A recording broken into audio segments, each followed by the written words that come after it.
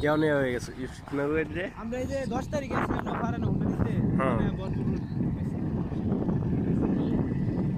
ফোনটা দিতে আইছিলেন? ওই যে ফারান যে হুন্ডাটা বাসে না হ্যাঁ। এটা নিয়ে আসি ডাকাতে কেমনে নিয়ে এলেন? চালায়া চালায়া